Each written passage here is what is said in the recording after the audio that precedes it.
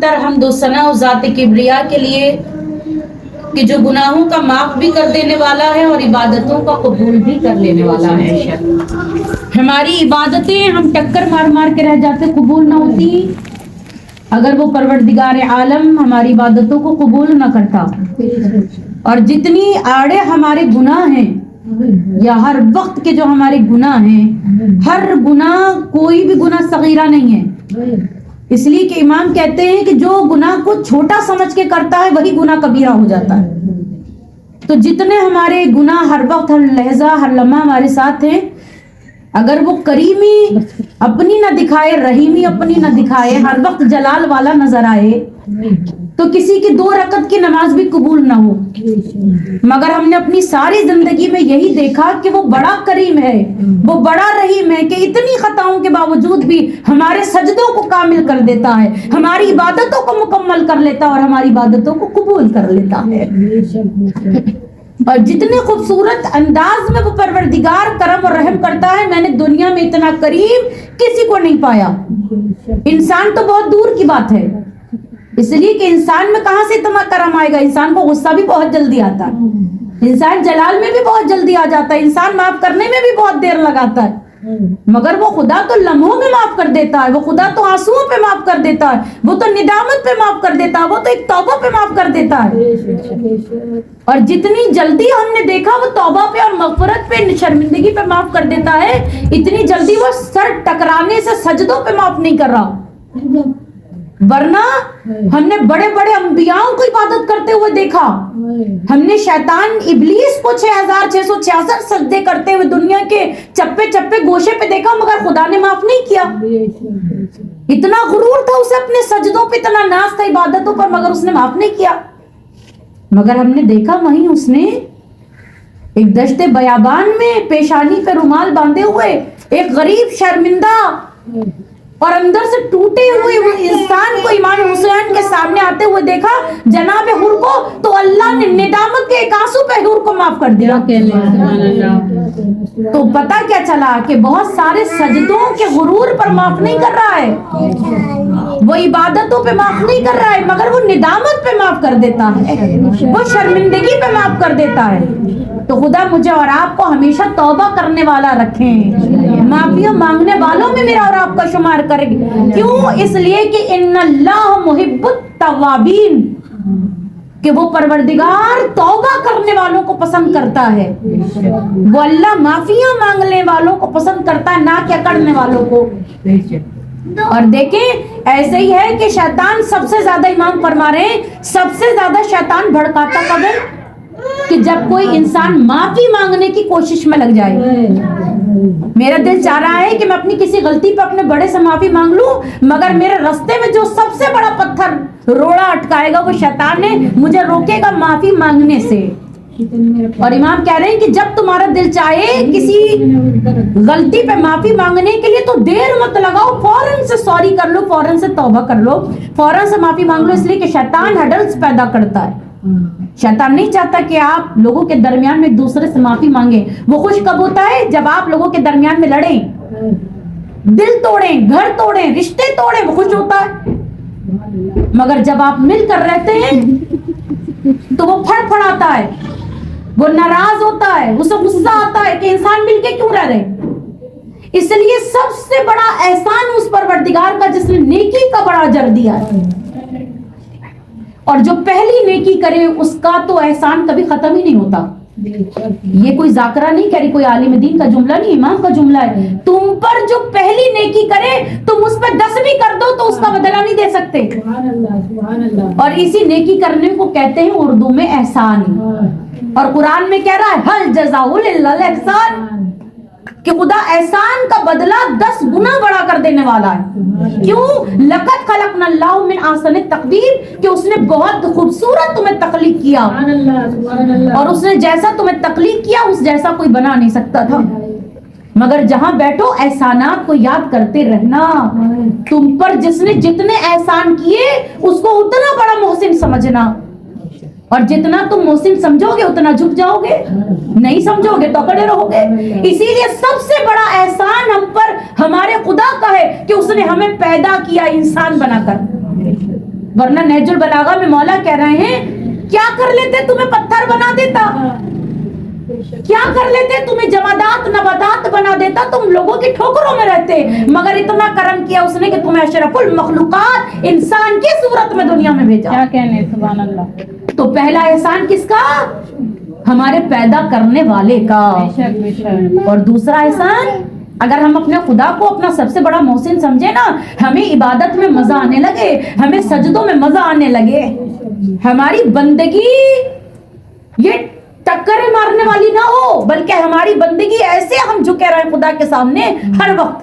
اور یہ نہیں کہ صرف مصلی پہ جھکنا عبادت ہے، نہیں. آپ کسی بھی بس میں بیٹھے، کسی محفل میں بیٹھے، کسی شادی کی محفل ہو، نکاح کی محفل ہو، کوئی بھی محفل ہو، مگر یاد خدا کے ساتھ بیٹھے تو ہر وہ جگہ آپ کے لیے عبادت بن جائے گی. اور امام فرماتے ایک ماں کا اپنے بچوں کے لیے محنت کرنا، پورا دن اپنے بچوں کے لیے محنت کرنا خدا نے عبادت قرار دیا ہے ماں کے لیے.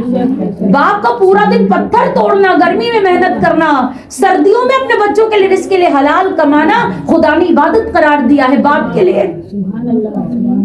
یعنی کام ہمارے ہی تھے مگر خدا نے انہیں بھی عبادت بنا دیا تاکہ انسانوں کو ثواب مل سکے. وہ تو چاہتا ہے انسانوں کو جنت میں جائیں، انسان ثواب حاصل کریں. انسان اگر خود ہی نہ چاہے ثواب حاصل کرنا تو وہ کیا کرے؟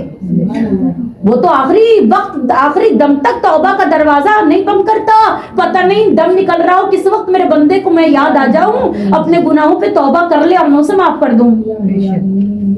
ورنہ امام کیا فرما رہے ہیں، ساری زندگی بھی اگر کسی بندے نے توبہ نہیں کی، لیکن جب ملک الموت کو دیکھ لے اور اپنی غلطی پہ شرمندہ ہو کہ ایک مرتبہ خدا سے ندامت کے ساتھ معافی مانگ لے، مرتے دم خدا اس کے گناہ معاف کر دیتا اور دم آرام سے نکل جاتا ہے. تو اپنی عبادتوں کی قبولیت کے لیے دعا کے ساتھ بہترین درود پڑھیے خدا کی خدمت میں. اللہم صلی علی محمد واجل فرجهم اجمعین. تو عزیزوں آج عنوان مجلسی احسان ہے.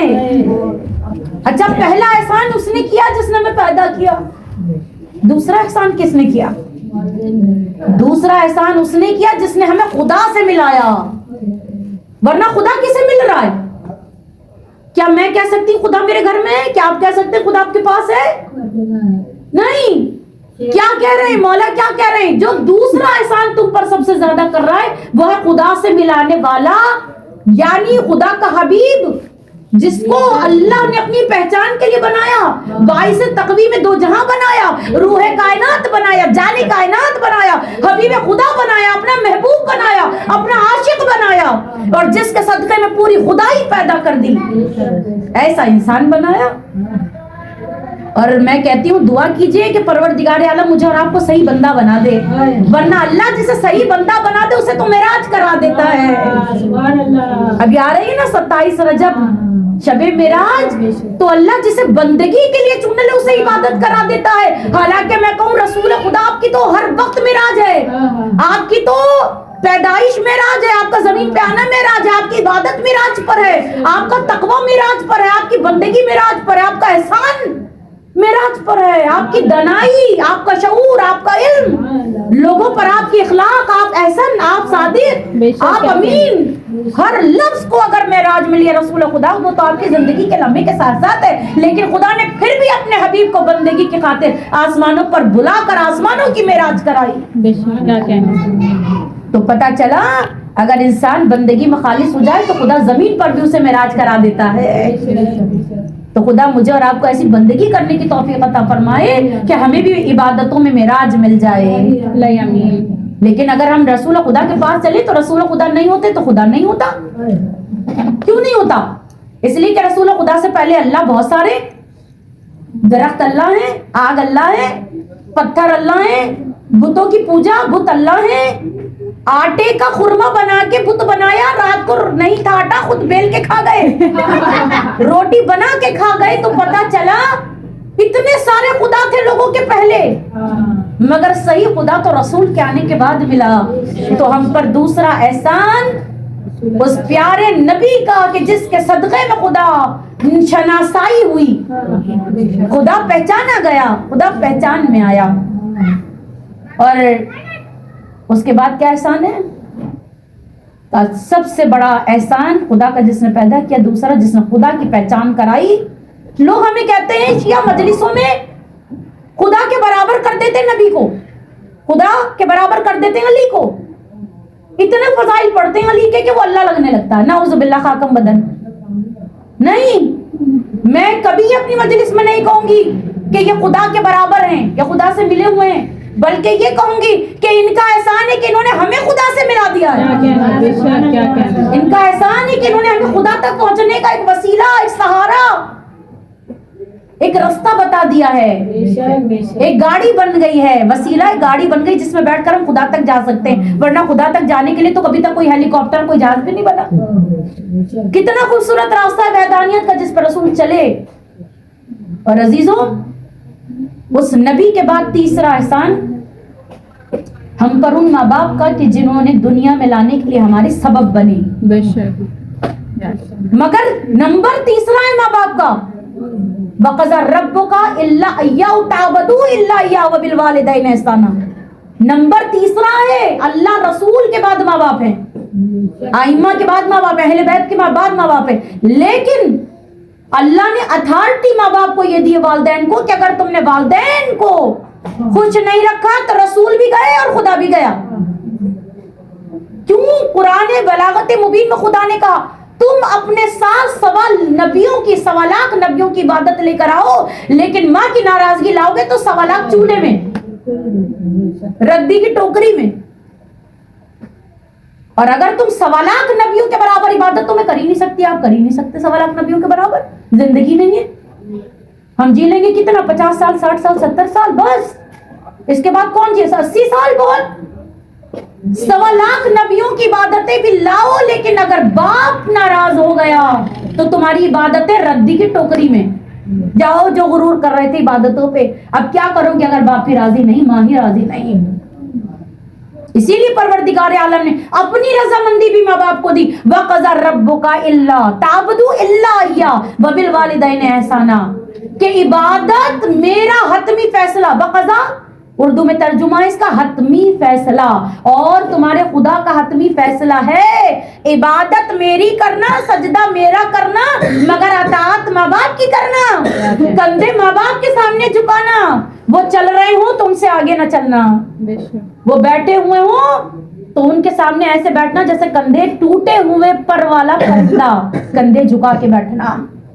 ان سے تیز آواز میں بات نہ کرنا، ان کی آواز سے اپنی آواز اونچا نہ کرنا. اور خبردار اگر کسی بات سے ماں اور باپ ناراض ہوں تو وہ عمل انجام نہ دینا. ماں سبق اس کی کہ وہ خلاف شریعت نہ ہو. اگر خلاف شریعت ماں باپ حکم دے تو آپ اس پر عمل نہیں کر سکتے، لیکن اگر شریعت کے ساتھ ہیں تو آپ کا فرض ہے کہ آپ اپنے ماں باپ کی اطاعت کریں. کیا ہے ماں باپ کی اطاعت؟ رسول خدا فرما رہے ہیں، حدیث رسول مبعوث بڑی بہترین رسول کی حدیث ہے کہ تمہارے ماں باپ تمہارے گھر میں نبی ہیں، انبیاء ہیں، پیغمبر ہیں. جیسے امتوں میں ایک نبی ہوتا ہے ویسے پورے خاندان میں باپ ایک نبی کی صورت میں ہے، ماں نبی کی صورت میں ہے. اور جیسے تم نبی کی خلاف ورزی کی امتوں نے غرق ہو گئے، ایسے ہی جس نے ماں باپ کی خلاف ورزی کی غرق ہو گئے، خاندان تباہ و برباد ہو گئے. کیوں خاندان تباہ و برباد ہو گئے؟ کیونکہ ہماری بہتری تھی ان کی سننے میں. وہ اپنے تجربے کی بحث پہ بات کر رہے تھے. ہمارے پاس کوئی تجربہ نہیں ہے، ہم سے زیادہ تجربہ ہمارے ماں باپ رکھتے ہیں، ہم سے زیادہ دانائی ہمارے ماں باپ کے پاس ہے، مگر ہم نے ان کا فیصلہ نہیں سنا. تو اب ہمارا کیا حال ہے؟ چلیں جنگل کی مثال دے دیتی ہوں. کیا کہہ رہا ہے پروردگار؟ پروردگار کہہ رہا ہے جہاں رشتوں کا پیار ہے وہاں جاذبیت ہے، وہاں کشش ہے، اور جہاں رشتے نہیں ہیں وہ جنگل ہے. اکیلے اکیلے جینے میں کوئی مزہ نہیں ہے، کیونکہ میں نے اور آپ نے کتابوں میں پڑھا انسان معاشرتی حیوان ہے. ہمیں انسان کے ساتھ رہنا ہے، اور خدا نے کلام بلاغت مبین میں کیا تمہیں بہترین رشتوں کے ساتھ پیدا کیا، تمہیں بہترین ماں باپ دیے، تمہیں زندگی گزارنے کے لیے زینت کے لیے اولاد دی، اور تمہیں ان رشتوں کے درمیان میں رکھا. ان سے ناتا توڑنا، خدا سے ناتا توڑنا، اپنے رشتوں کو چھوڑنا، خدا کو چھوڑنا. 2 وقت کی بھی عبادت قبول نہیں جو اپنے رشتوں کو چھوڑ کر بڑے فخر سے کہتے ہیں ہم تو ملتے ہی نہیں ان سے. نہیں، ہم کون ہوتے نہ ملنے والے جب خدا چاہتا ہے کہ ہم ملیں. بار بار ملیے، معاف کر کر ملیے، دل صاف کر کر ملیے، مگر ملیے. اس لیے کہ ہمارا خدا چاہتا ہے کہ ہم ملیں. آپ دیکھیے نا, اللہ نے اتنا سینس انسان کو دیا ہے, جانور کو نہیں دیا. اللہ نے انسانوں کو رشتے دیے, جانوروں کو نہیں دیے. جانوروں کی کوئی خالہ نہیں ہے, جانوروں کی کوئی پھپھی نہیں ہے, اور ماں باپ بھی ہیں تو وہ جب تک بچے ہوشیار نہیں ہو رہے. یہاں بچوں نے چلنا سیکھا, اب کون اماں اور کون ابا. مگر ہاں, جب انسان صاحب اولاد ہوگا, جب انسان رشتے والا ہوگا, تو اللہ نے بڑے پیارے رشتوں میں رکھا. یہ پھپھی ہیں, یہ چچا ہیں, یہ خالہ ہیں, یہ ماموں ہیں, یہ دادی ہیں, ان کا یہ حق ہے, ان کا یہ فرض ہے. اور کلام بلاغت مبین میں کہہ رہا ہے تم بہت اچھے سے اپنے فرض پورا کرو, پھر آنے والی نسلیں تو بہت اچھے سے تمہارا حق ادا کریں گے. اور پھر کیا کہہ رہے ہیں کلام بلاغت مبین میں, ماں باپ کی اطاعت کے لیے احسان اپنے ماں باپ کا یاد رکھنا. مولا کائنات فرماتے ہیں اپنے ماں باپ کے احسان کو ایک دن بھی نہ بھولنا, ایک دن بھی مت بھولنا. ایک بچہ رسول خدا کے پاس آ کر کہتا ہے رسول خدا میری پنڈلیوں کا گوشت پگھل گیا ہے گرمی سے. میں نے اپنے باپ کو اپنے کندھے پہ بٹھا کے حج کرایا ہے گرمی میں, میرے پیروں اور پنڈلیوں کا گوشت پگھل چکا ہے, چربی نظر آ رہی ہے, ہڈی نظر آ رہی ہے. کیا میں نے ماں باپ کا حق ادا کر دیا؟ اس وقت رسول خدا نے کہا یہ جملہ حق ادا کرنے کا زیب ہی نہیں دیتا, اولاد کے لیے بنا ہی نہیں ہے. کیوں؟ کیونکہ تو اس وقت کے تو نے ایک درد کا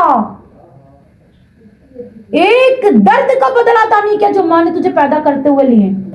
باقی کی زندگی اور قربانیاں ایثار تو الگ ہیں. کیا کہہ رہے ہیں رسول خدا؟ کبھی یہ نہ کہنا. اسی لیے ہم اہل بیت کے لیے بھی نہیں کہہ سکتے کہ ہم نے حق ادا کر دیا. آپ کہہ سکتی ہیں کہ میں نے حق ادا کر دیا. 20 حلیم کی دیگیں بنا لیں, لاکھوں روپے خرچ کر لیں, ساری زندگی مجلس ماتم نوحہ اسی میں لگے رہیں, آپ کا جینا اور مرنا میلاد شہادت مجلس ہی رہے, پھر بھی میں اور آپ یہ نہیں کہہ سکتے کہ ہم نے حق ادا کر دیا. ان کا کیوں؟ کیونکہ ان کا حق ادا ہو ہی نہیں سکتا. انہوں نے جو نیکی ہم پر پہلے کر دی, ان کا حق کیوں ادا ہو جائے؟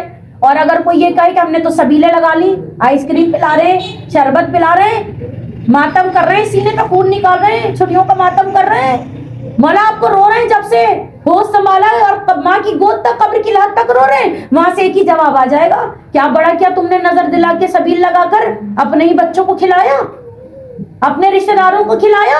میرے بچے تو آج بھی پیاسے ہیں, میرے بچے تو آج بھی بھوکے ہیں. تو پتا چلا ہم نظر دلا کے سبیل لگا کے مجلس کر کے لاکھوں لگا کے بھی یہ نہیں کہہ سکتے کہ ہم نے ان کا حق ادا کر دیا. یہ ان کا احسان ہے, کھلائیں ہم اپنے بچوں کو اور وہ ہماری نظر قبول کر لیں. سبحان اللہ. پلائیں ہم اپنے بچوں کو اور وہ کہیں کہ مجھے تیری نظر قبول ہے, مجھے تیری سبیل قبول ہے. سوچئے, سبیل قبول ہے. یہاں سبیل لگانا جو ہم بچے ہمارے شیعہ بچے لگا رہے ہیں, سبیلے خالد نہیں جا رہا ہے. میں آپ کو کربلا لے چلوں. کربلا میں کچھ بچے ایک شخص کے ساتھ مل کر سبیل لگا رہے ہیں, چائے کی سبیل لگاتے تھے. جو سبیل لگاتا تھا ان کا انتقال ہو گیا, ان کا بیٹا بڑا پریشان تھا. میرے باپ نے ساری زندگی کربلا میں سبیل لگائی, میرے باپ کو کچھ ملا. روز باپ سے توسل کرے, اللہ آج میرے بابا میرے خواب میں آ جائیں, مجھے بتائیں کہ مولا نے کیا دیا, میرے بابا کو کیا تحفہ دیا. وہ تو کسی کا احسان نہیں رکھتے نا, وہ تو دنیا میں بھی چکا دیتے ہیں احسان. اب روز سوچے, روز پریشان سو جائے. ایک دن دیکھ لیا بابا خواب میں آئے. اب جیسے ہی باپ کو دیکھا کھلکھلا گیا خواب میں. کہا بابا میں تو چاہتا تھا آپ میرے خواب میں آ کے مجھے بتائیں کہ آپ کی ساری زندگی کربلا میں سبیل لگانے پہ گزر گئی, آپ کو مولا نے دیا کیا؟ تو وہ رو کے کہتا میرا بیٹا میں تجھے بتاؤں ثواب مجھے میرے مولا نے کیا دیا. کہا بابا بتائیے کیا دیا. کہا میں جب یہاں پر آیا تو میرے مولا نے کپ گن کر بتایا, تو نے 6666 کپ میرے شیعوں کو پلائے چائے کے. کہا میرے مولا نے ایک ایک کپ ایک ایک جام میرا گن کے رکھا ہوا تھا, اور کہہ رہے تھے فلاں وقت میں تیرے پاس دودھ کم تھا, تو نے قہوہ پلایا. 6666 کپ گنے ہوئے تھے.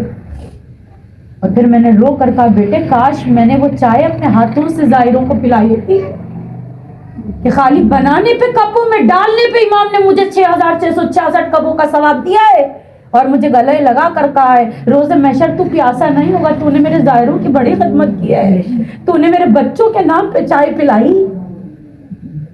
تو اس کا مطلب ہے ہماری کوئی نظر, ہماری کوئی سبیل, ہمارا کوئی گریہ, ہماری کوئی مجلس ادھوری نہیں ہے, ہمیں اس کا ثواب برملا مل رہا ہے. ابھی 3 دن پہلے ہمارے علاقے میں ایک بڑی محترم شخصیت حسن بلگرامی کی ڈیتھ ہوئی ہے. उनके 10वीं की मजलिस मुझे पढ़ने के लिए मिली तो मुझे बुलाया गया। सुबह ही उनके बेटे का फ़ोन आया, उन्होंने ऑफिस से मुझे फ़ोन किया। जैन के दोस्त भी हैं, वो बहुत हमारी बाबुल इल्म सोसाइटी के वो मेंबर भी हैं, पूरा जुलूस वलूस निकालते हैं। उन्होंने जैन से नंबर लिया, हमसे बात की तो मुझे बताने लगे कि मेरे बाबा को रात को मेरी भाभी ने ख्वाब में देखा और भाभी से बाबा ने कहा है जो जाकरा पढ़ने आ रही हूँ उसे कहना बहुत तबर्रा कराना मजलिस में, बीबी के दुश्मनों पे लानतें भिजवाना और मेरी मजलिस में नारा जरूर लगाना। फिर मैंने कहा अच्छा मुझे अपने बाबा की थोड़ी सी जिंदगी तो बताइए, ज़ाहिर वो मर्द है, मैं तो नहीं जानती मर्द में कि उनकी क्या कोई खास खुसूसियत थी, वो क्या स्पेशल थे। तो उनके बेटे ने कहा कोई मजलिस इमाम बारगाह की शुरू नहीं होती थी, वो सबसे पहले नारा मेरे बाबा ही लगाते। क्या कहना, कहा पूरे इलाके की मशहूर शख्सियत नहीं नवाजी, बाबा कोई मजलिस ऐसी नहीं है, सबसे पहले बाबा से बुलंद गिरिया हाय करके मेरे बाबा ने करना नारा बाबा लगाते थे। तो आप देखिए कि उनकी बहू ने ख्वाब में देख लिया, यानी तबर्रे का भी इतना सवाब है कि बरदुश्मन ज़हरा लाना शहजादी जनाब ज़हरा को रुलाने वालों पर लाना और जिसने जहां रुलाया उस मलऊन पे लाना। वलानतुल्लाहि दाइमन बाक़ियन काइमन मुतवातिरन मुतकासिरन मुस्तक़िलन मुनिबन। तो अजीजों, यहाँ पर शहजा पे कोई सवाब ऐसा नहीं है, कोई काम आपका ऐसा नहीं है जो अधूरा रह जाएगा। आप दिल में मलामत, मैंने आज अपनी माँ के लिए सूरह फातिहा पढ़ी, मुझे क्या पता मिल रही है नहीं मिल रही। यही सवाल लेके मौलाए कायनात के पास बंदा आया, मौला मैं अपने माँ बाप के लिए इतना करता हूँ, क्या मेरे माँ बाप को मिल जाता है? तो रसूल खुदा ने कहा कभी इबादत करके शक न करना, वरना जिसने शक की उसकी इबादत चली जाती है रद्दी की टोकरी में। का यकीन के साथ तेरा एक मर्तबा अल्हम्द भी पढ़ना भी तेरी माँ बाप की कब्रों को रोशन कर देगा। एक मर्तबा भी यकीन के साथ तुमने अगर अपने माँ बाप के लिए सदका निकाला तो याद रखना तेरे माँ बाप को थालियों में सजा के फरिश्ते पेश करेंगे। क्या कहना। तो यह है एहसान, माँ बाप का एहसान। और अजीजान, अगर सबसे बड़ा एहसान की तरफ चलें तो मोहसिन इंसानियत इमाम हुसैन, क्या कहना है ना। मोहसिन इंसानियत अपना सब कुछ लुटाया, मैं और आप लुटा सकते हैं खुदा पे? का नहीं, जो जितना एहसान मानता है अपना बड़ा मोहसिन मानता है उतना झुक जाता है, उसकी इबादतों में और मजा आ जाता है, उसके सजदे बढ़ जाते हैं, उसके रोजे बढ़ जाते हैं, उसकी इबादतें बढ़ जाती हैं। और इमाम हुसैन ऐसे इंसान थे, खुदा को ऐसा मोहसिन माना, सर कट गया मगर सजदे से सर नहीं उठाया।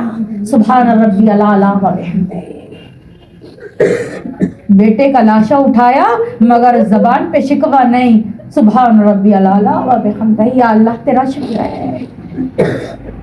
खुदा की कसम बताइए कोई जवान बेटे का जनाजा उठा के खुदा का शुक्र अदा करता? हमारे यहाँ तो माए बाप बहक जाते हैं, बेहाल हो जाते हैं, अल्लाह तूने ये क्या किया, जवान बेटा ले लिया। बस अजीजों, रोते रहना, मातम करते रहना। आज जब मैं इस कमरे में आई हूँ तो मुझे हैदर भी याद आया, बाबू मामू भी याद आए। सबको याद करके मजलिस में रोते रहिएगा, सवाब पहुंच जाएगा। अल्लाह, हमें तो पता भी नहीं कि हम बेचारे की बेसाले सवाब की मजलिस होती है या नहीं होती। परवरदिगार उनकी रूहों को शांत कर दे मेरे अल्लाह, हम लोगों का जो भी अमल है तक पहुंचा दे परवरदिगार। उनकी कब्रों को चटकते हुए गुंजों का बागीचा बना दे मेरे अल्लाह। ऐसा मोहसिन है हुसैन कि जुमला कह रहे हैं करबला में, परवरदिगार तू कितना हसीन खुदा है, मगर मेरा फख्र मेरी इज्जत के लिए यही काफी है कि मैं तेरा बंदा हूं, तू मेरा खुदा है। और तू मेरा ऐसा खुदा है कि तेरे सुपुर्द करते हो, तुझ पर कुर्बान करते हो। मैं नहीं देखूंगा मैंने 18 साल कैसे पाला, मैं नहीं देखूंगा मैंने 6 महीने वाले को मट्टी में मिला दिया, मैं नहीं देखूंगा मैंने कासिम के टुकड़े कैसे उठाए, मैं नहीं देखूंगा मेरी बहन के सर से चादर चली जाए। अल्लाह, तेरा शुक्रिया नहीं अदा कर सकता, तूने मुझे कैसे दुनिया में सारी फजीलत, सारी नेमतें अदा की है। मगर खुदा की कसम अजीजों, अगर बाप रो रहा है, बाप नहीं रुक रहे हैं, तो मैंने देखा बेटा भी तो नहीं रुक रहा बाबा के पीछे पीछे। वलीद का दरबार मदीने से छोड़ना अकबर पीछे पीछे, करबला में मौला काना अकबर पीछे पीछे। एक ایک لمحے کے لیے بھی بابا کو نہیں چھوڑا. بابا جس کا 18 سال کا بیٹا زندہ ہو اس کا باپ اکیلا نہیں ہوتا. ایک لمحے کے لیے بھی اکبر نہیں چھوڑ رہے بابا کو. اور خدا کی قسم عزیزوں یہی کربلا میں دیکھا, سب گھوڑے سے گرے تو امام کو پکار رہے ہیں, مگر اکبر گھوڑے سے گرے تو باپ کو نہیں پکارا. جانتے تھے میرا بابا اکیلا رہ گیا, میرا بابا 3 دن کا بھوکا پیاسا ہے. ارے جوان بیٹے کی لاش بوڑھے باپ سے نہیں اٹھے گی. یہی سوچ کر اکبر نے آواز نہیں دی. مگر عزیزوں جو حور کے بیٹے کی لاش پہ باپ سے پہلے پہنچ جائے, کیا وہ اپنے جوان بیٹے کی لاش پر نہیں جاتے؟ ارے اکبر گھوڑے سے گرے اور حسین ٹھوکروں سے چلے. کسی نے لاٹھی ماری, کسی نے ٹھوکر ماری. جہاں مولا نے پوچھا کسی سے تم نے میرے بیٹے کو دیکھا ہے, اس نے وہیں مار کر کہا ہاں تیرا بیٹا وہاں ایڑیاں رگڑ رہا ہے. اور اکبر کے آخری جملے, کسی کے خواب میں مولا اکبر نے جملے کا انتخاب, مولا اکبر آپ کو بھی کبھی کوئی تکلیف ہوئی کربلا میں؟ کا سینہ کی برچی سے زیادہ تکلیف تھا میرے لیے جب میرا بابا دشمنوں سے پوچھ رہا تھا میرا اکبر کدھر ہے. کوئی لات مارتا, کوئی نیزے کیا نہیں چبوتا, ٹھوکروں نے میرے باپ کو میرے لاشے تک پہنچایا. میرے بابا کو کچھ نظر نہیں آ رہا تھا. میرے بابا آواز دیتے جا رہے تھے اکبر باپ بوڑھا ہو گیا, کدھر ہو اکبر, باپ کو تم سے ملنا ہے. ارے چند ہی لمحوں کے بعد دیکھا پیچھے سے آواز آئی بابا. بابا پیچھے مڑ کر دیکھیے, مولا زمین پر بیٹھ گئے. عزیزوں سینے پہ ہاتھ رکھ لیا. اکبر کہاں درد ہے بابا؟ کہیں درد نہیں ہے. ارے جوان بیٹا ایسے ہی بوڑھے باپ کو تسلی دیتا ہے, بابا کہیں درد نہیں ہے. مگر وہ غیب کا ایمان تھے کیا نہیں جانتے تھے. عزیزوں بس وقت آخر کے چند جملے.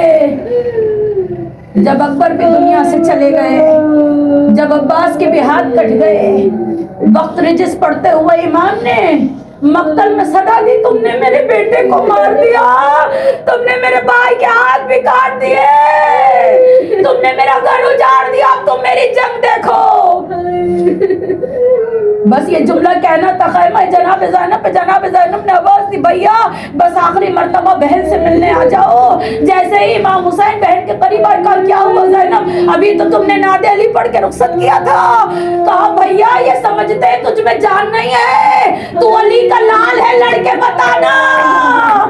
آئے حسین نے تلوار نیام سے نکالی, ارے قتال کیا, خیبر کا نقشہ پھرا دیا آنکھوں میں, علی کا لڑنا پھرا دیا. زور ہاتھوں میں باپ حیدر کا تھا, مگر جیسے ہی جوان بیٹے کی لاشیں تک پہنچے رو کر کہا اکبر دیکھو گے نہیں بوڑھے باپ کو کیسے لڑ رہا ہے.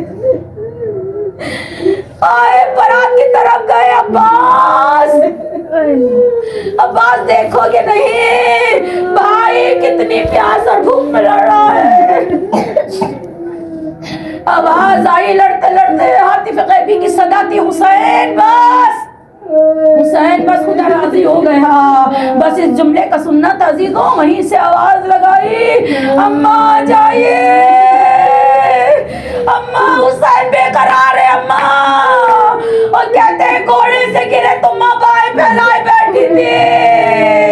میرے حسین تیرا سر کٹے گا, ماں نے بائیں پھیلا لیے. ماں کی گوتی بیٹے کا سر تھا, مارنے والا دشمن بن کے مار رہا تھا مگر وار لگتا نہیں تھا. اتنا قریب امام اپنے دشمن سے کہہ رہے شمر تیرے ہاتھ کیوں ہل رہے, تو گھبرا کیوں رہا ہے, تیرا خنجر کیوں نہیں چل رہا. وہ کہتا ہے حسین میں خنجر مار رہا ہوں مگر لگ نہیں رہا. عزیزو بس قریب مولا تھا تمہارا ہے حسین کہہ کے رونا. آواز دی اماں ہاتھ ہٹائیے, اماں میرا قاتل گھبرا رہا ہے.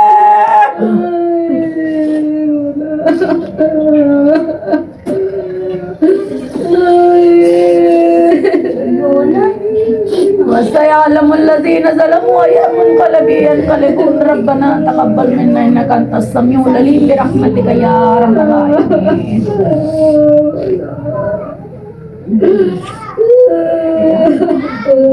ایک سورہ فاتحہ کا سہارا لیجیے، 3 مرتبہ درود شریف، 1 مرتبہ سورہ یاسین، 3 مرتبہ سورہ اللہم صلی علی محمد وآل محمد.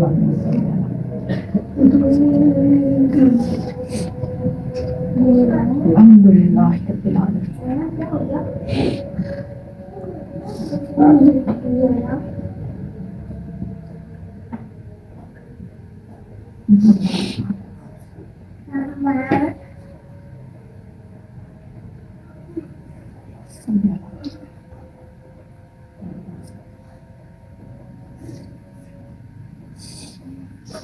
اللهم صل على محمد وآل محمد الأوصياء المرضين بأفضل الصلوات كبارك عليهم بركاتك والسلام عليهم وعلى أرواحهم وأصحابهم ورحمة الله وبركاته. سورہ فاتحہ اس مجلس اعزا جو کچھ اپنے ماں باپ کے لیے، اپنے مرحومین کے لیے کیا پروردگار ان سب کا ثواب مرحومین تک پہنچا دے. میرے اللہ اس ساری مجلس اعزا اس کو جتنا ذکر اس کا ساتھ 4 معصومین شہدائے کربلا کی خدمت میں پیش کر رہے ہیں، اور اس کے بعد سارا ثواب ریاض بیگم بنت صفدر حسین، سید تجمل حسین جعفری بن سید تفضل حسین جعفری، سید افضل حسین جعفری بن سید تجمل حسین جعفری، سیدہ فرزانہ خاتون بنت سید تجمل حسین جعفری، منور علی والقمر حسین، اور جتنے بھی ہمارے مرحوم ہیں پروردگار جن جن کا حق ہماری طرف ہے، میرے اللہ ان سب کو سورہ فاتحہ کا مجلس اعزا کا ثواب پہنچے. پروردگار جن کا ذکر کر رہے ہیں ان کے صدقے میں مرحوم مغفور کی مغفرت اور شفا فرما. پروردگار ان کے گناہان کبیرہ و صغیرہ کو معاف فرما، اور جو زندہ ہیں ہم پروردگار ہمارے بھی گناہان کبیرہ و صغیرہ کو معاف فرما، اور ہماری عبادت کو اپنی بارگاہ میں قبول و منظور فرما. شہزادی جناب سیدہ کے حضور بی بی کی جہاں جس ملعون نے بی بی کو رلایا ان سب پر لعنت. اپنی بی بی کے دل کو شاد کرنے کے لیے جتنی بلند تر ذات بی بی کی اتنی بلند تر صلوات.